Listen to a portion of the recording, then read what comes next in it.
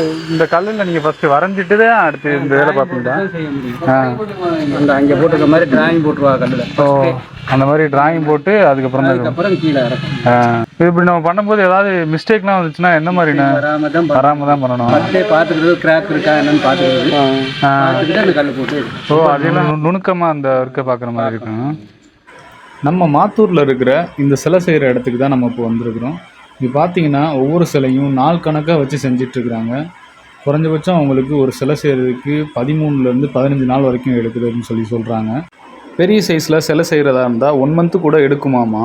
ரொம்பவே நுணுக்கமாக பார்க்கக்கூடிய இந்த சிற்பம் பண்ணுற வேலை வந்துட்டு ரொம்பவும் ஈஸியாக பண்ணிடவே முடியாது. அதுக்கு நிறைய பயிற்சி தேவை. நம்ம கோயிலில் இருக்கிற சிற்பங்களை எல்லாம் ஜஸ்ட்டு ஒரு சிலையாக தான் பார்க்குறோம். ஆனால் அந்த சிலைக்கு பின்னாடி இருக்கிற சிற்பியோட கடினமான உழைப்பும் அவரோட திறமையும் இருக்குங்கிறது பல பேருக்கு தெரியாது. நிறையவே நிதானமும் பொறுமையும் வச்சு இந்த சிற்பக்கலையை வளர்க்குற ஒவ்வொரு கலைஞனுக்கும் என்னுடைய நெஞ்சார்ந்த வாழ்த்துக்கள்.